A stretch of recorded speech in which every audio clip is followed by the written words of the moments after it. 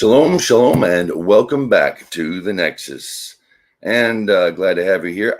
Looks like we have Rosalie finally able to join us here. Good evening, Rosalie. Okay, I just was the right one. I wasn't sure. Hi, we're here. Hi. We're live. Welcome to the Nexus. Every Thursday, 8 p.m. Central, right here. We take a little time for Torah and discuss a little bit. And, there's my monitor, and I got to turn that down. So anyway, you're here. We're here in my Radio Shack, so it's really the place where we're doing this from now. And want to thank you for being here. We do this every Thursday. You are welcome. In fact, I need to get busy on this because I've been busy all afternoon killing flies. I know. We don't want to do undue stress or death to any of God's creatures, and I'm pretty good at that. The fly, no, I have found no value in allowing the fly to pester me. Is that wrong? Is that so wrong, Rosalie? No. And they are horrible this year. Wasps are another one. The bee. I haven't had that. I haven't had issue with them yet. Oh well, you're in Michigan. They don't have a lot of them up there, do they? Bullshit. Oh really? Oh, I didn't know that. Oh yeah. So we got wasps, we got paper wasps, we got all sorts of stinging critters. Well. Yep. This week it's the flies. So if you see me stopping, there aren't many things that would make me break, discussion of Torah or a fly after a while. So just let you know, I might get heated for a smidgen, and I might kill one of God's creatures, which I think He put there for me to kill or catch. I like catching them. There's a way you can catch them if you swat right above them. You can catch them as they take off and throw them outside or throw them against a wall for all I care. Enough about pestilence. That's a whole nother Torah portion. Tonight's Torah portion is really interesting. We learn about different ways that death is dealt with. Yes. In throughout the whole thing is basically in many ways. Actually, it's very layered, and I want to get into it. But right now, what I want to get into first, before I do anything, is make sure you have a link on Rumble. Sadly, StreamYard doesn't allow it, doesn't post the links, and we can post here in StreamYard. I've yet to get to the Rumble studio and check that out. Don't know how it works, but I'm dying to find out one day. When I have some time, I want to check that out as well. So there's a link I just posted over there. You are invited. We would love to have you come in here. It doesn't matter your religion or lack thereof. If you have a question, comment, compliment, complaint, suggestion, whatnot, and you want to talk, Torah. You want to talk about the word of Hashem, of the Creator, and within reason. I'm sorry. Within reason. Well, within reason, yeah. Like I say, we're adults here. Let's behave like adult. Let me rephrase that. Let's behave like adults did in the 90s. If we're gonna have a discussion. So, but you are welcome and anytime. So during the Parsha, there's also a link in the description of our Rumble and YouTube feeds shows that has a link to this week's Torah portion, Chukat. Now, there are a couple of things I want to get to in here. Let me get to it because I want to read through it. We're in the book of Numbers. It starts with chapter 19, and we're going to find it's very layered. The way Torah runs, especially when the rabbis set up the reading schedule. It was. I really think in many ways the parshas were always there. The way that Torah flows, it flows in thought. It doesn't. It flows in something else. The flow of it is in a higher lesson, not in numerical or chronological order. And one of the things I thought was interesting is it's got the red heifer. You take a red cow, you take it outside and slaughter it in the presence of Eleazar the Cohen at this point in the Parsha. And you're not supposed to touch the carcass of an animal, but yet this is when the carcass of an animal is touched by the high priest, so that the camp is cleansed, and this is the vessel used for cleansing after this. And red heifer equals Jesus. No. I was kidding. I know, but I wanted to go there, and I'm being good right now. Okay, we're on YouTube. So, no, it's not the reason. I'll be bad later anyway. But no, so a ritually clean person, shall enter the cow's ashes and place them outside the camp. It shall be as for a keepsake for the congregation, for the children of Israel, for sprinkling water used for cleansing. So this is something that's unclean, that makes the priest unclean, but that cleanses the people. And I've always, since you want to bring it to JC, I've always seen something as like, well, in the long run, considering Christianity brought more Torah to the world than anybody, perhaps the crucifix symbolology of it is like, or not unlike in many ways, the coiled snake. The big difference is it was to bring people's eyes up and not people's eyes down. So, here's the same creator to the same prophet, do not make an engraven image of anything, tells Moses to make an engraven image of a very specific earthly thing. Mm-hmm. So it's almost like it takes an unclean act to purify. It's odd. It's an odd thing. Two negatives make a positive in algebra. Say it again. And two negatives make a positive in algebra. Oh, that's good. Ta-da.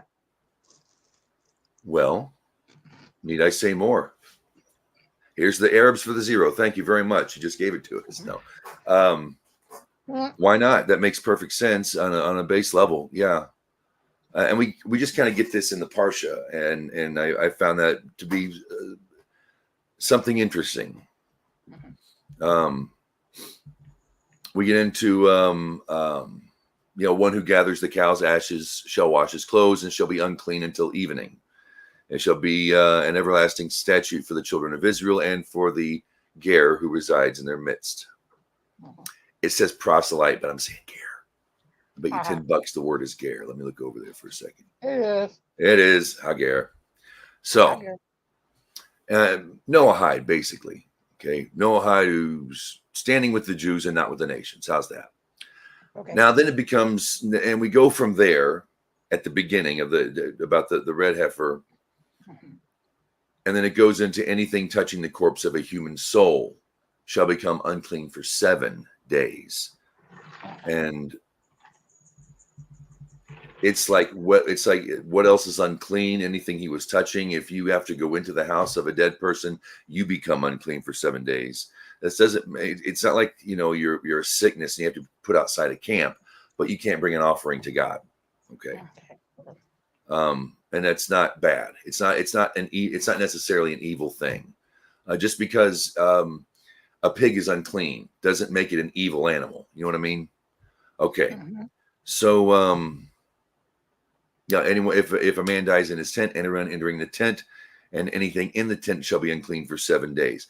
So it's an odd way to start out, but you have to know this is, and a lot of this has been spoken before in Exodus. But I got a question.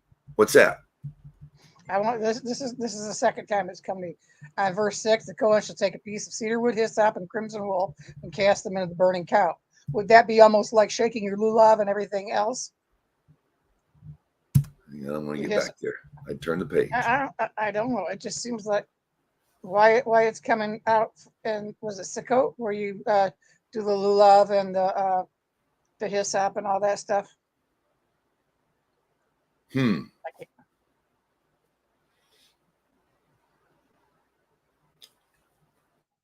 don't know. Is there commentary on it? No, I don't know. I didn't look. I'm sure it's not there. It's just I don't know, but you know me. If it's weird, I'm going to ask. I've been kind of puzzled by that for since this came up, since the Parsha came up. I wonder. Well, it does mention the hyssop. It says, verse 18, a ritually clean person shall take the hyssop and dip it into the water and sprinkle it on the tent, on all the vessels, and on the people who were near it, and anyone who touched the bone of the slain person, the corpse, or the grave. Right. So, and you do that again on the third day and the seventh day.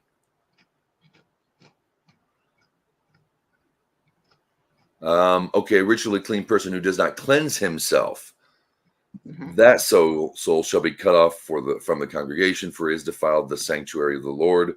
The sprinkling waters were not sprinkled on him; he is unclean. So yeah, stay clean. Jews wash their hands a lot. I wash my hands Right. a lot. Right. Okay.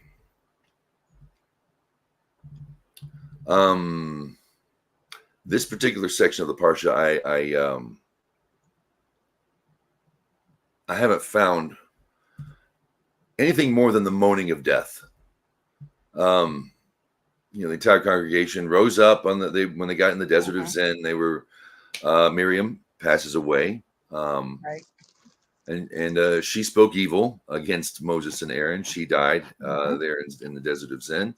And they said, and this is another rebellion against Moses and Aaron. They get all upset and they all Mhm. whine about, why'd you bring us here to die? We're gonna die here, and we should have stayed back in Egypt, where at least we had water while being enslaved and genocided. And golly, it'd be so much better if we, that I missed that whip. At least we'd have fish once in a while. Right. Uh, I can't find the death part in that. I haven't gotten that far. Sadly, I didn't get to study that much this week. Gotcha. He won't let him leave. So that's okay.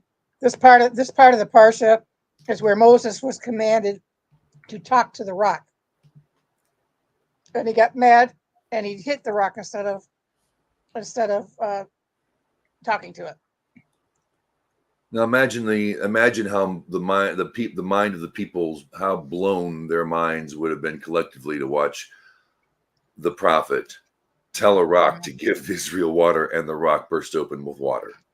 Mm-hmm. Imagine that. And the see, question that they want to. Well, they're the ones that said you can't talk to it, you got to hit it. They're the ones that said that, basically. I went past again. Let me get back there. Hang on a minute.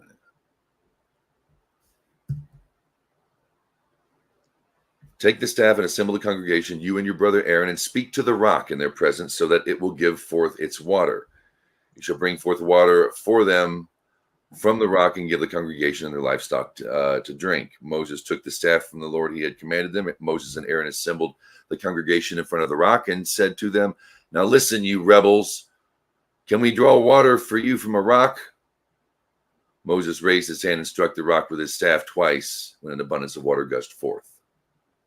So God remembered the children of Israel.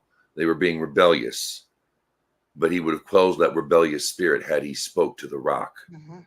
Yeah, they would have been, but it wasn't there. It wasn't that needed to be quenched. They need to be reminded. Right. Why? I don't know. I don't understand. I mean, it's easy to say that now. I would think that if I were walking with the presence of God, I wouldn't think twice. But who am I? Who am I to not be an ex-slave from 3,500 or so years ago? Right.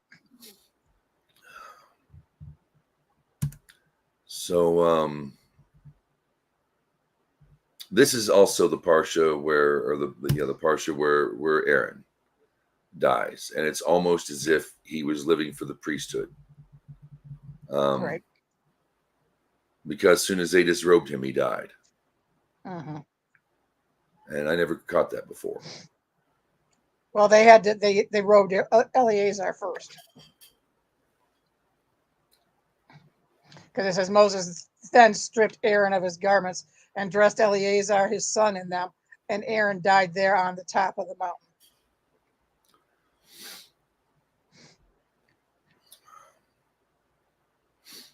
But the thing is that the whole congregation sat and watched Aaron die. You know how hard that is? The whole congregation saw that Aaron had expired. And the entire house of Israel wept for Aaron for 30 days. Do you know how hard that's got to be? Bittersweet. Man, exactly. Yeah, talking about Aaron, I don't know. This Parsha always does kind of get me a little mistied up. Aaron. Aaron too had to make an engraven image, so Yes, he did. people wouldn't scatter. Mm-hmm. The golden cow. The golden calf, I should say. Yeah. Now think of what the what would the nation of priests have to do? I don't know. I don't know. I don't know either. I personally think Rabbi Akiva did tshuva for all of them, in my eyes. The way that all his students died, and the way that he himself died, I think. I don't know. That is love. It's like, Well, so here it comes. Yeah, and the fly came back the very next minute. Something's going down. Okay. Maybe that would be fun. I could just pick up the webcam and we could talk Torah, but then you could watch me hunt flies. cool. Didn't they have a video game like that out once? Oh, You I just think they snack did. Flies? Yeah. You used to have to snack flies. Back in the early 80s or mid 80s, somewhere around there. I vaguely remember that. God, I'm old. Yeah. Everybody turned away Moses, or turned away the entire congregation of Israel, wouldn't pass through. Even Edom. Yeah. Edom. Tisk, tisk, tisk. Your own brother. That's right. Wouldn't let him pass through. Yep. And they got their comeuppance too. Esau, yep. That's in there as well. Moab, yep. There's no good reason to stand against Israel for anything. You can criticize them all you want, but you got your own nation to criticize, your own people to criticize. I brag about the country, but I was angry today. I made a post. I put it in archive, but it's listen to country music. You think that all the country folk, everybody knows everybody. Everybody calls a friend, and you don't need an invitation. And we're from the country, and we like it like that. And it's like they're just as corrupt and illicit and warped as anybody. The only good thing about the country is there just aren't many of them. Humans, that is. Anyway, that's for a different time. I don't know where I'm going for that. How about Haftorah? How about the Haftorah? Haftorah is good. Okay. Haftorah. And then I want to talk about the election and the goofy stuff going on. And on the other side. Ask the age-old question. Maybe you could join us over there on Rumble. Are communists people? Really, I'd like to hear your opinion on that. Come on in. In the meantime, we're going to read the Haftorah. The link that I gave you there has got a list of days, portions for reading. Haftorah is a portion of the Hebrew Bible directly pertaining to what we have been studying in this week's Parsha, but it's not of the Torah. This week is Shoftim, or the book of Judges, chapter 11. 1 through 33, I think. Yes, 1 through 33. I got to get my whistle wetted. Okay. Got your eyeballs? Yep. Yeah. Hang on. There we go.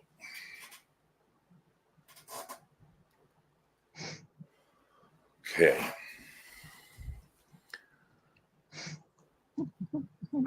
Let's see. Jephthah. Okay. Yes. All right. We're tuning in at home. We're reading at home once again. Judges chapter 11. Now Jephthah, the Gileadite,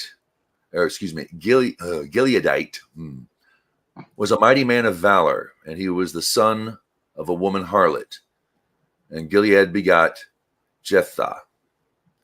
And Gilead's wife bore him sons, and his wife's sons grew up and drove Jephthah out. And they said to him, "You shall not inherit in your father's house, for you are the son of another woman." And Jephthah fled from his brothers, and he dwelt in the land of Tob. And idle men were gathered to Jephthah, and they went out with him. And it was after many days, and the children of Ammon made war with Israel. And it was when the children of Ammon fought with Israel and the elders of Gilead, when the elders of Gilead went to take Jephthah from the land of Tob. And they said to Jephthah, "Come and become our chief, and we will fight with the children of Ammon." And Jephthah said to the elders of Gilead, "Do not hate me and drive me. Did you not hate me and drive me from my father's house? So have you come to me now when you are in distress?"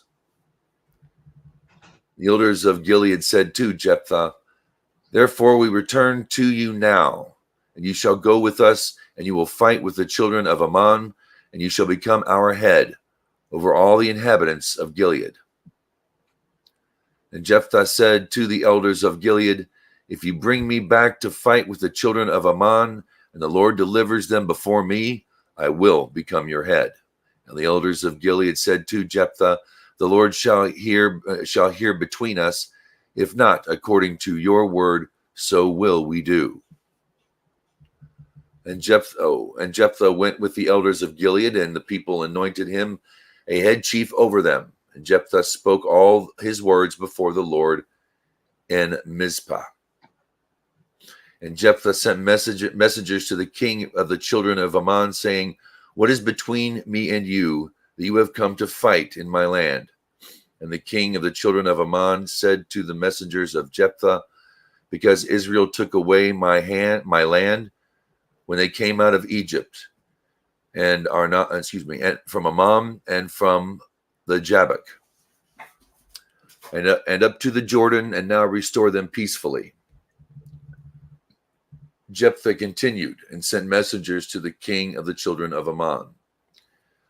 And he said to him, "So said Jephthah, Israel did not take the land of Moab and the land of the children of Ammon, because when they came up from Egypt, and Israel went through the wilderness up to the Red Sea, and they came to Kadesh." We lost James. We lost James. Did you lose me? Come on back, James. I'll give him a second. I hope so. Come on in, son.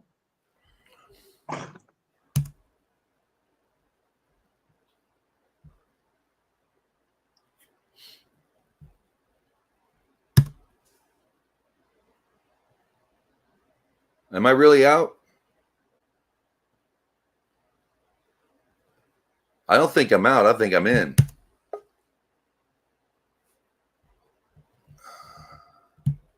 I'm still here.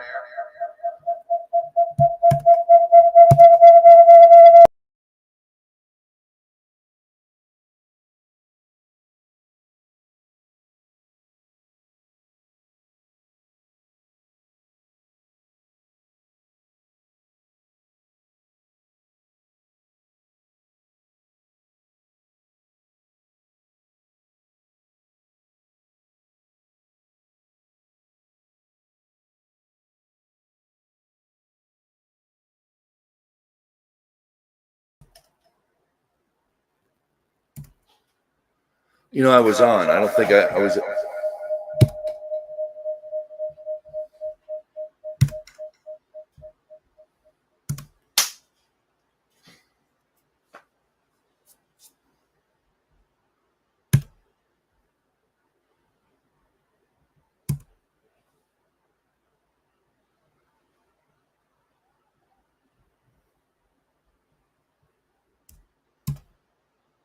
So we're still on. Okay. I'm going to assume we're still on. Now we don't have Rosalie, and I don't have control of the studio. Interesting, isn't it?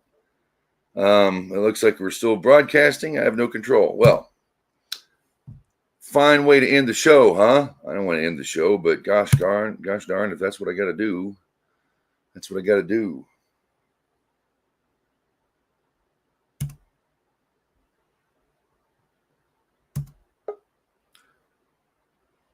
One more time.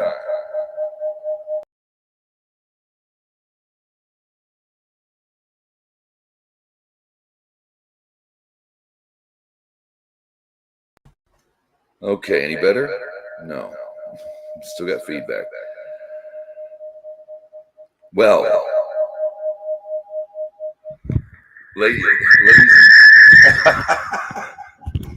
Thanks, Rosalie. I think you were mistaken. All right, guys. I'm just going to turn that down so we don't hear it. Thank you for tuning in. Thank you for coming in. If you even lasted this long, great. Thanks. But we'll just have to do this another time. Shalom, shalom. We do this. Usually it goes off with that. Well, lately it's been a little shaky, but we usually do this every Thursday, 8 p.m. Central. A little bit of Torah, a little bit of Bible for you in the week. And we'd like to have you join in. But if we can't even get our own selves down on this, how can we invite you in? So not tonight, next week, Thursday, we'll get into the Torah portion and enjoy. Shalom, Shabbat Shalom for all of you who are observing.